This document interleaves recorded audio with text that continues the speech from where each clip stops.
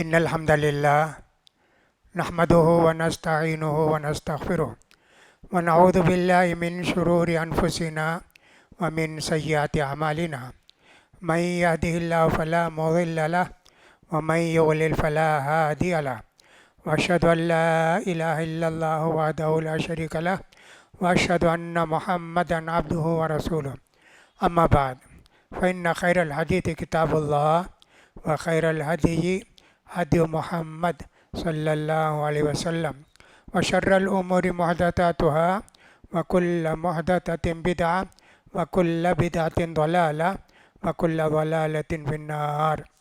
يقول سبحانه وتعالى في محكم تنزيله: لا ينهاكم الله عن الذين لم يقاتلوكم في الدين ولم يخرجوكم من ديارهم أن تبروهم وتقسطوا إليهم إن الله يحب المقسطين.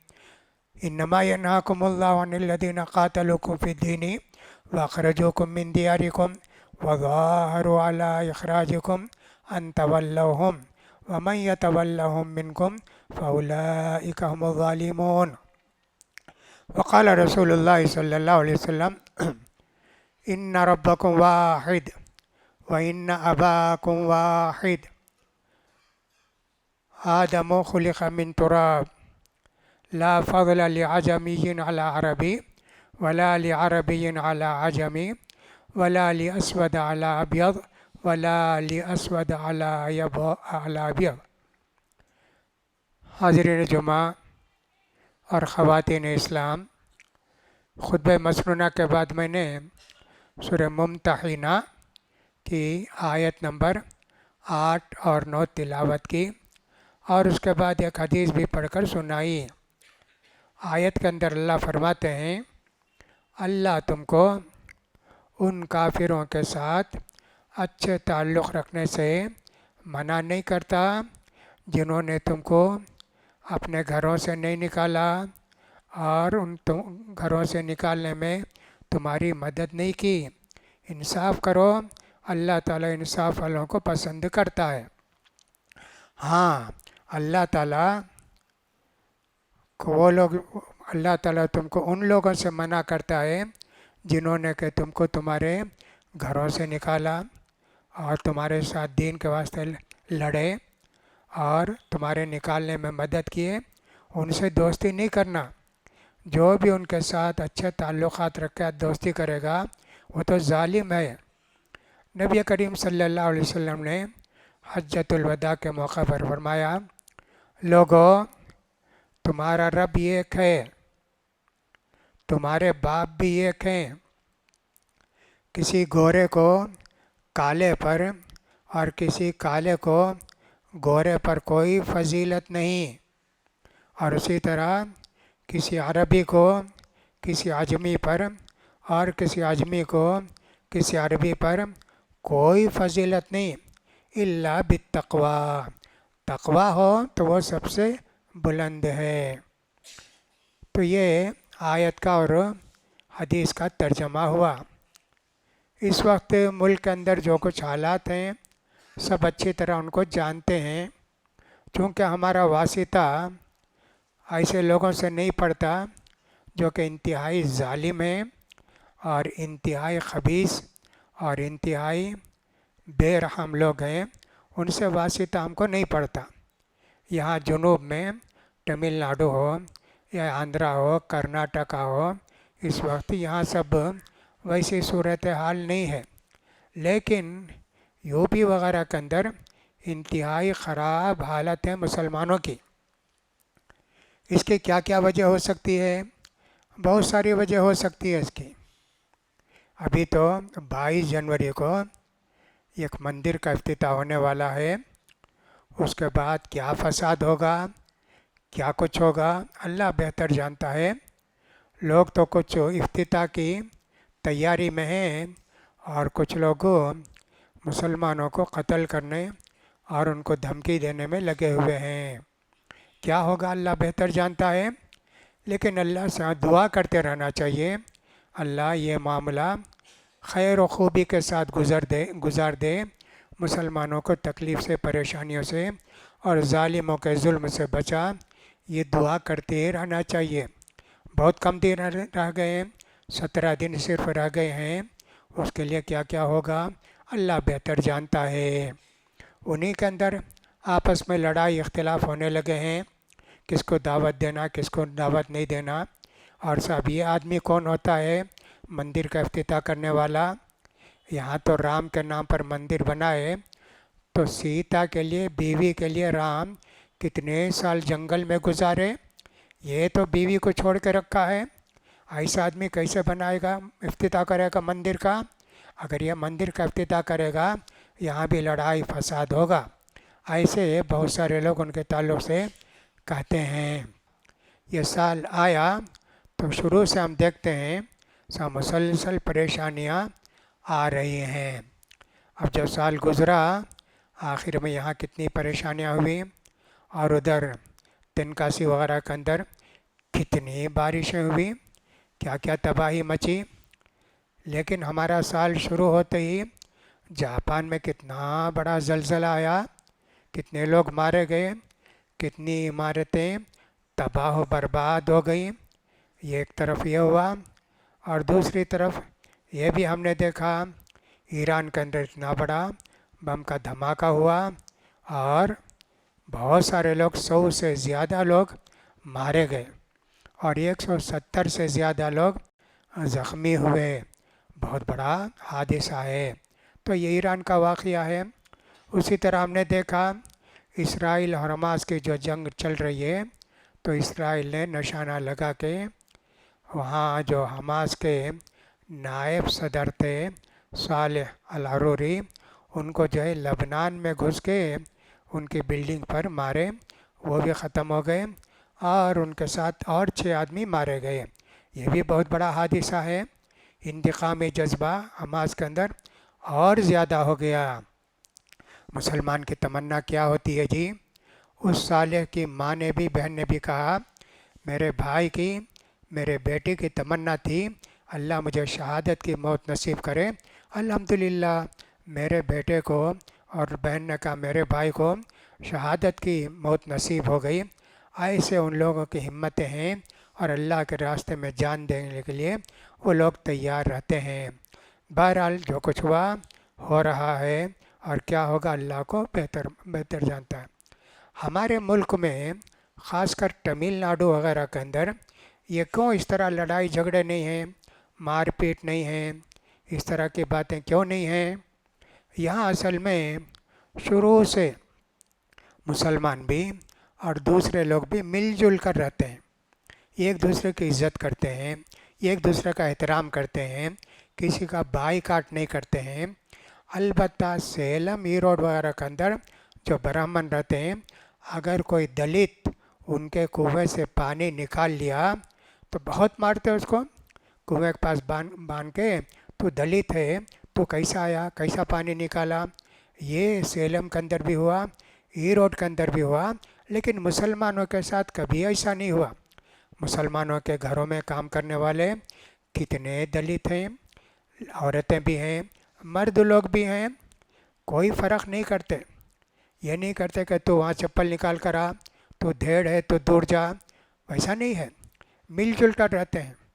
اور یہاں بہت سارے جو دلت ہیں وہ عیسائی مذہب بھی قبول کر لیے، اینگلو انڈین کے نام سے مشہور ہیں، وہ بھی رہتے ہیں یہاں، ان سے بھی کوئی جھگڑا مسلمانوں کا نہیں ہوتا ہے۔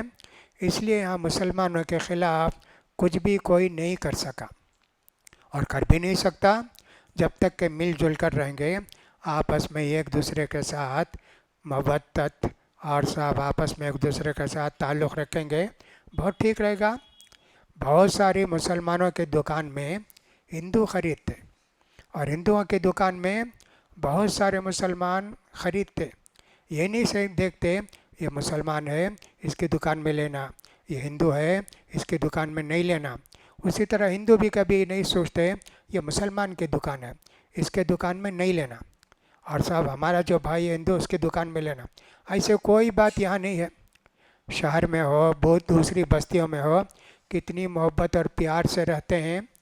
یہ اس وجہ سے ہوا کہ آپس میں ان کے تعلقات اچھے ہیں، مل جل کر رہتے ہیں۔ اگرچہ کہ اسلام کی دعوت دیتے ہیں، بہت سارے لوگ اسلام بھی قبول کرتے، اس کو عیسائی مذہب تو بہت قبول کرتے، دلت کوئی کوئی مسلمان بھی ہو جاتے ہیں۔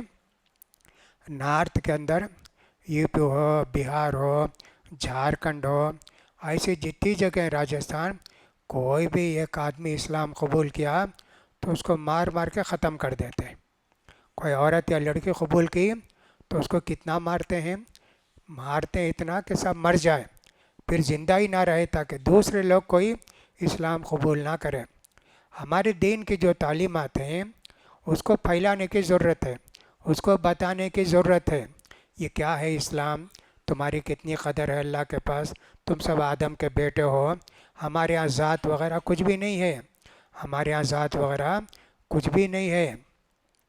محمد بن قاسم گجرات کو آئے تھے، جب معلوم ہوا کہ کچھ مسلمانوں کو وہاں کے راجا نے اور کچھ باہری قزاق نے لوٹ لیا ہے، تو حجاج بن یوسف نے اپنے داماد کو بھیجا، محمد بن قاسم کو، وہ آئے، بہت دن رہے، اور صاحب آپس میں مساوات۔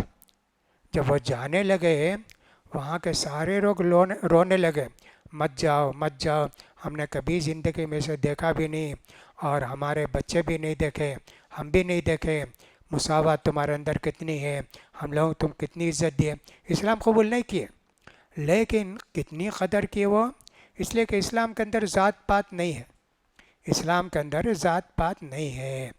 اب اسلام کے اندر ذات پات نہیں ہے، یہ اگر ہم تعلیم عام کریں گے، لوگوں کو بتائیں گے، تو بہت سارے لوگ، اتنا اچھا مذہب ہے کیا، سب آدم کے بیٹے ہیں کیا، سب برابر ہیں کیا، اسلام قبول کریں گے نا۔ البتہ ان کی جو کتابیں ہیں اس کے اندر تو ذات پات کا مسئلہ ہے، جیسے کہ اس سے پہلے بھی میں نے کہا ہے، ان کی جو مقدس کتاب ہے جس کے قانون کو ہندوستان میں لاگو کرنا چاہتے ہیں، وہ منو سمرتی یہ کتاب ہے، اس کے اندر 4 ذات کی ڈیوٹی بیان کی گئی ہے۔ کون سی ذات ہے، کیا ہے؟ برہما نے منہ سے آواز نکالی، برہمن پیدا ہوا، نعوذ باللہ۔ پھر اس کا دوسرے دور سے ہاتھ سے طاقت کا استعمال کیا تو پیدا ہوئے ویش، اور اس کے بعد پیٹ کو زور زور سے دھکا دیا تو پیدا ہوئے کھتری، اور اس کے بعد پاؤں سے لات مارا تو شودر پیدا ہوئے، نعوذ باللہ۔ 4 ذات جی، یہ ہندوؤں کے اندر یہی ذات ہے، کبھی ان کے اندر وہ فرق نہیں آئے گا، ہمیشہ رہیں گے، نعوذ باللہ۔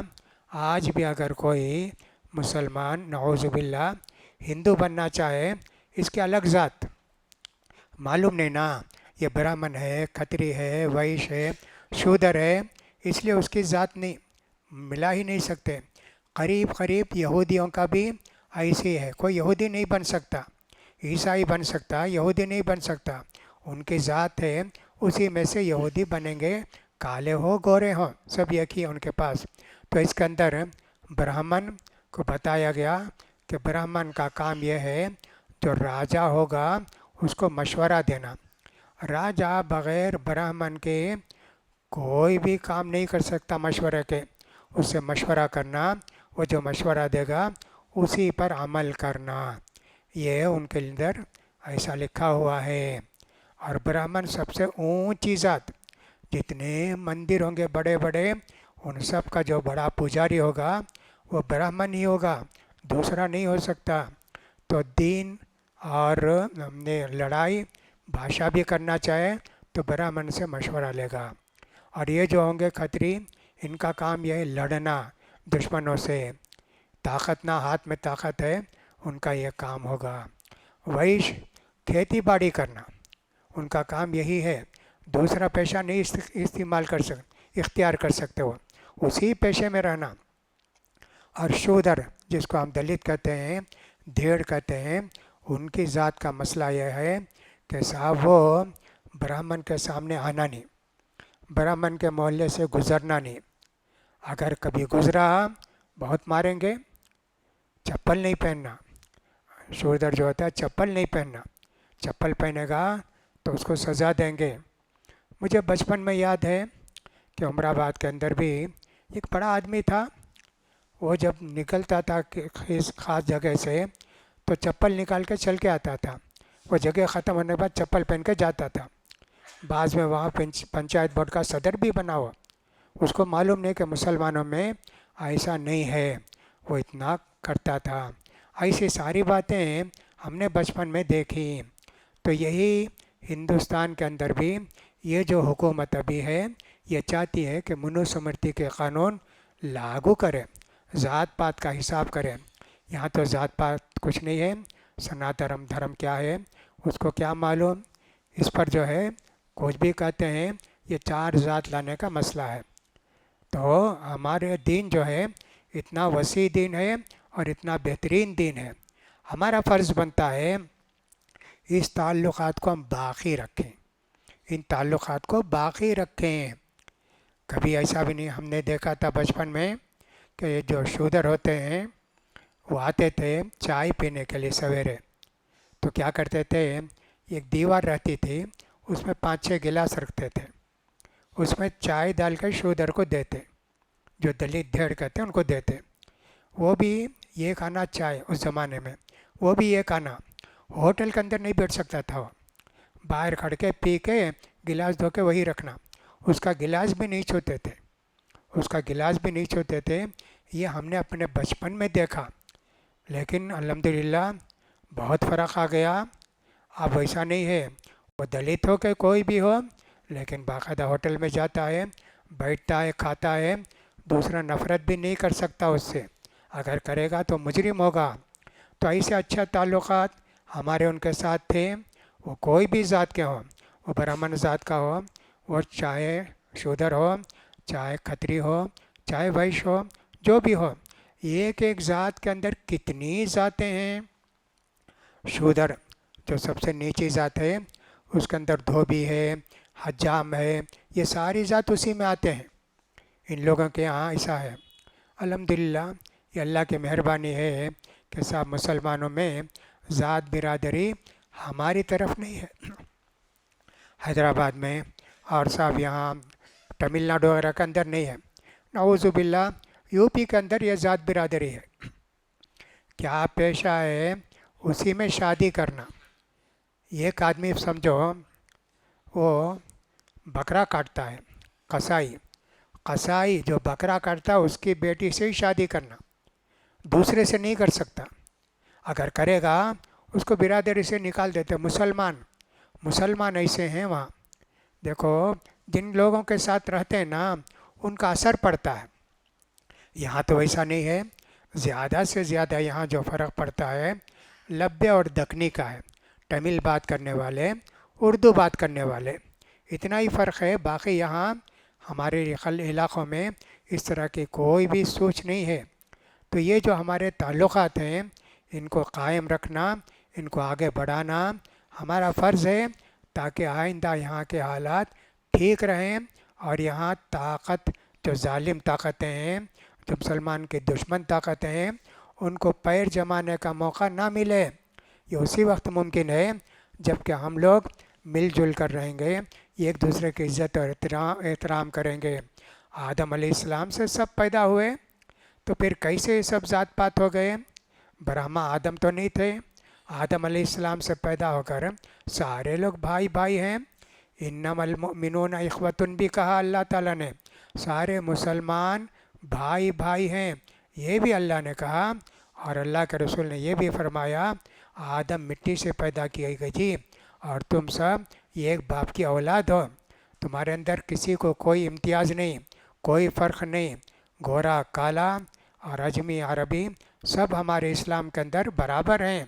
صحابہ کرام اللہ کے رسول صلی اللہ علیہ وسلم نے اس تعلیم کو عام کیا، مسلمانوں کے ساتھ جو کچھ کہا کہ صاحب دیکھو ان کے مندر ہیں۔ حضرت عمر فاروق کے زمانے میں یہ بھی کہا گیا، حضرت ابو بکر کے زمانے میں، دیکھو مندر کو نہیں چھڑنا، مندر کے اندر جو پجاری بیٹھے ہوئے ہیں ان کو قتل نہیں کرنا، ان کو نہیں چھیڑنا، ان کو چھوڑ دو، اتنا اہتمام کیجیے۔ مندر کو بچانا، چرچ کو بچانا، یہ سب اسلامی حکومت کا کام تھا۔ فلسطین بھی جو فتح ہوا حضرت عمر کے زمانے میں، انہوں نے کہا بھی یہ جو مسجد ہے آپ لے لیجئے، یہ ہمارا چرچ ہے، کہا نہیں نہیں، اگر میں لے لیا تو مسلمان تم سے چھین لیں گے کہ ہمارا خلیفہ نماز پڑھے ہیں۔ دوسری جگہ بتاؤ جہاں اللہ کے رسول معراج کو گئے، وہاں بتائے وہاں کوڑا کرکٹ غلاظت سب تھی، حضرت عمر بھی اور صحابہ اکرام بھی سب صاف کیے، صاف کر کے وہاں نماز پڑھے۔ اس وقت عیسائیوں نے بھی کہا تھا ہم چاہتے ہیں آپ لکھ دیں آئندہ فلسطین میں ایک یہودی بھی نہیں رہے گا، کبھی آئے گا بھی نہیں۔ تو حضرت عمر نے کہا ان کو بھی یہ مقدس مقام ہے، آئیں گے رہیں گے نہیں، تو ایسا لکھ دیتے ہیں۔ تو عیسائیوں نے اس وقت اعتراض کیا تھا یہودیوں کو یہاں رہنے کا حق بھی نہیں، آنا بھی نہیں۔ حضرت عمر نے کہا رہنے کا حق تو خیر ٹھیک ہے کہہ دیں گے، لیکن آنا نہیں، یہ نہیں ہو سکتا۔ اتنی فراخ دلی تھی ہمارے خلفائے راشدین کے اندر بھی اور اللہ کے رسول کے اندر بھی۔ نجران ایک بستی کا نام ہے، وہ پوری بستی عیسائیوں کی بستی۔ وہ لوگ آئے جی اللہ کے رسول صلی اللہ علیہ وسلم سے بات کرنے کے لیے، پورے عیسائی نصارہ۔ آنے کے بعد اب ان کو کہاں ٹھہرانا، 13 آدمی تھے کہ 15 آدمی تھے۔ صحابہ نے پوچھا اللہ کے رسول کہاں ٹھہرائیں؟ کہا مسجد میں جی، مسجد میں ٹھہراؤ۔ ان کو مسجد میں ٹھہرا، سب عیسائی۔ ان کو یہ بھی کہا گیا تم اپنے طریقے سے عبادت کرو، ہم تو نماز پڑھیں گے، تم اپنے طریقے سے عبادت کرو، لیکن شرک کی کوئی کام نہیں کرنا۔ شرک کا کام کیا کرنا، جیسے چرچ وغیرہ سامنے رکھ کر نماز پڑھیں یا کوئی دوسرا کام کرے، وہ نہیں۔ باقی جو عبادت ہے وہ تم کر سکتے۔ ایسے اللہ کے رسول کے زمانے میں بھی نجران کے نصارہ کو، عیسائیوں کو اجازت دی گئی۔ آج بھی آپ جانتے ہیں کہ ہمارے ہاں کتنے لوگ ہیں مسجد کو آ کے عورتیں بچوں کو لے کر آتی ہیں، کہاں کہاں علاج کرے کیا بھی فائدہ نہیں ہوا، ڈاکٹر کے پاس گئے، فلاں کے پاس گئے، آخر ان کو سمجھ میں آتا ہے مسجد کو جانا، وہاں نماز کے لوگ پڑھ کر پھونکیں گے تو میرا بچہ اچھا ہو جائے گا، میری بچی اچھی ہو جائے گی۔ عورتیں بھی جو بڑی عورتیں آتی ہیں سر جھکا کے کھڑی رہتی ہیں، پھونک کے جانا چاہیے، کوئی بات نہیں۔ اسلام کیا کہتا ہے، جائز ہے کیا، وہ نہیں دیکھتا۔ اسے موقع پر کہیں گے اللہ اس کو اسلام کی توفیق دے، اس کو شفا دے، اس کو تندرستی دے، پھونک دیے تو کتنا بڑا ہے جی۔ باقاعدہ 2 ویلر میں بھی، آٹو رکشہ میں دور دور سے آتے ہیں۔ میں کوڈمباگ میں رہتا ہوں، کتنی لمبی لائن لگی رہتی ہے، 2 آدمی 3 آدمی 30 آدمی 40 آدمی ایک ایک لائن میں رہتے ہیں، پڑھ پڑھ کے پھونکتے رہتے ہیں، سب جاتے ہیں۔ اس کے لیے کتنی جلدی آتے ہیں، فجر کی نماز سے پہلے آ کر وہاں سے انتظار میں بیٹھے رہتے ہیں۔ دیکھو اتنا اچھا عقیدہ ان لوگوں کو مسلمانوں کے تعلق سے ہے۔ اسی طرح وہاں سے سمجھے کہ جو حبشہ کا بادشاہ تھا، ان کا وفد آیا اللہ کے رسول صلی اللہ علیہ وسلم کی زمانے میں، تو اللہ کے رسول صلی اللہ علیہ وسلم نے ان کی عزت کی۔ وہ مسلمان نہیں تھے، آئے اللہ کے رسول سے بات کرنے کے لیے، اللہ کے رسول نے ان کی عزت کی اور خود خدمت کیے۔ صحابہ نے کہا اللہ کے رسول ہم خدمت کرتے ہیں، کہا نہیں، یہ میرے صحابہ کی کتنی عزت کیے اور کتنا ان کو مقام دیا ٹھہرنے کا، میں ان کی خدمت کروں گا۔ اللہ کے رسول ان کی خدمت کیے، حالانکہ وہ مسلمان نہیں تھے، بعد میں کچھ مسلمان ہو گئے ہوں گے۔ ایسے کتنے واقعات ہیں جس سے معلوم ہوتا ہے کہ سب انسان کا ایک تعلق ہے، ایک اسلامی تعلق ہے، ایک انسانی تعلق ہے۔ ہم کو انسانی تعلق باقی رکھنا چاہیے، اس میں کوئی بھی فرق آنے نہیں دینا چاہیے۔ کتنے واقعات ہیں آپ دیکھیں گے تو ماشاءاللہ تاریخ کے اندر بھی، حدیث کے اندر بھی کتنے واقعات ہیں۔ اسی طرح اللہ کے رسول صلی اللہ علیہ وسلم کے زمانے میں ایک آدمی تھا جی یمامہ کا، اللہ کے رسول کا بڑا پکا دشمن۔ اس کو صحابہ نے ایک مرتبہ ارسٹ کر لیا، لے کر آئے اللہ کے رسول کے پاس، کہا ان کو کھمبے میں باندھ دو جی، ان کو کھمبے میں باندھ دو۔ مسجد میں جی کھمبے میں باندھ دیے اور سب کھانا پانی دے دیتے تھے اور ان کی ضرورت کے لیے استنجا وغیرہ کے لیے جاتے آتے تھے۔ پوچھتے اللہ کے رسول ثمامہ کیا خیال ہے؟ کہا کہ آپ احسان کریں تو آپ کا احسان ہے، اور اگر مجھے قتل کریں ٹھیک ہے، ہمارا قبیلہ بھی بڑا ہے، آپ سے بدلہ لے گا، یا اس کا مطلب یہ بھی ہے آپ مجھے قتل کریں گے تو میں اس کا حقدار ہوں۔ بہت ستایا صحابہ کو، 3 دن جی۔ اس کے بعد اللہ کے رسول نے کہا چھوڑ دو جی، اس کو چھوڑ دو۔ چھوڑتے ہی فوراً گئے، نہائے، آ کے کلمہ پڑھے۔ دیکھو اچھے تعلقات کا کتنا اچھا وہ اثر ہوتا ہے۔ حالانکہ چاہتے تو اللہ کے رسول اس کو قتل بھی کر سکتے تھے، ضرورت نہیں نا۔ اسلام تو ایسا چاہتا ہے یہ ایک آدمی مسلمان ہو جائے کتنا بڑا ثواب ملے گا۔ حضرت علی سے اللہ کے رسول نے کہا لَأَن يَهْدِيَ اللَّهُ بِكَ رَجُلًا وَاحِدًا خَيْرٌ لَكَ مِنْ حُمُرِ النَّعَمِ۔ علی سنو، تمہارے ذریعے ایک آدمی کو ہدایت مل جائے، اسلام کی نعمت مل جائے، سرخ اونٹوں سے تمہارے لیے وہ بہتر ہے، یعنی اتنا بڑا اجر و ثواب تم کو ملنے والا ہے۔ ایک آدمی بھی ایسا ہو تو اس کے لیے آدمی کوشش کرتے ہیں۔ تو ہمارے ہاں جو غلطی ہوئی کچھ لوگوں سے پہلے کہ یہاں جو اسلام کی نشر و اشاعت نہیں کی، یہاں اسلام اگر لوگوں کو بتاتے تو یہاں سب سے بڑا مسئلہ یہ بھی تھا کہ ہم جو یہاں اردو کے علاقے میں رہتے ہیں، یہاں تو اردو وہ لوگ جانتے نہیں، جمعہ کا خطبہ بھی اردو میں ہوتا ہے، پورے مجلسوں میں اردو ہی ہوتی ہے، ان کو کیا معلوم۔ البتہ جو ساؤتھ میں رہتے تھے وہ ان کے ساتھ رہنے سے اثر لے لیے، وہ بھی آدھے ہندو آدھے مسلمان، اور ہندو بھی آدھے مسلمان آدھے ہندو تھے۔ ان کی مولود کی مجلس ہوتی تھی تو میں نے دیکھا وہاں بہت سارے ہندو آتے تھے۔ کیا مولود کی مجلس ہو تو جائز نہیں ہے میلاد منانا، لیکن دیکھا ہم نے یہ گھر میں جو میلاد منائی گئی بہت سارے ہندو آئے، آ کر ادب سے بیٹھے تھے، عربی میں پڑھتے تھے قصیدہ، ان کو کیا معلوم، تھوڑا سا آخر میں اللہ کے رسول کی تعریف کرتے تھے تمل میں، وہ سن کے جو ہے ان کو رونا بھی آ جاتا تھا، اور سب وہ جو ہے بہت محبت سے مسجد میں آ کے بیٹھتے تھے، گھر میں آ کے بیٹھتے تھے۔ آج بھی دیکھیے ہمارے یہاں شادی وادی ہوتی ہے نا مسجد میں آ کے بیٹھتے ہیں، ان کے لیے کوئی بھی اثر نہیں، تم وہاں بیٹھو ادھر بیٹھو، وہی نہیں، بالکل قریب میں آ کے بیٹھتے ہیں۔ جو نکاح پڑھانے والے ہیں تو مسجد کے اندر کبھی ان سے نہیں بولتے، وہ چاہے تو پاؤں دھو کے آتے ہیں اتنا ہی، جیسا کہ مسلمان بھی پاؤں دھو کے مسجد کے اندر آتے ہیں۔ یہ ہمارے یہاں اتنی رواداری ہے، انصاف ہے، مساوات ہے، اس لیے ہمارے یہاں اللہ کی مہربانی سے بہت اچھے اثرات ہیں۔ لیکن اس کو چھوڑ دیں گے پھر یہاں بھی ویسی دشمن طاقتیں پیدا ہوں گی، اور لوگ اس کے لیے کوشش بھی مسلسل کر رہے ہیں کہ مسلمانوں کو دشمن بنانا، ان کو ایسا کرنا ویسا کرنا، یہ ہو رہا ہے، لیکن یہاں کامیابی کی کوئی صورت ان کو نظر نہیں آ رہی ہے۔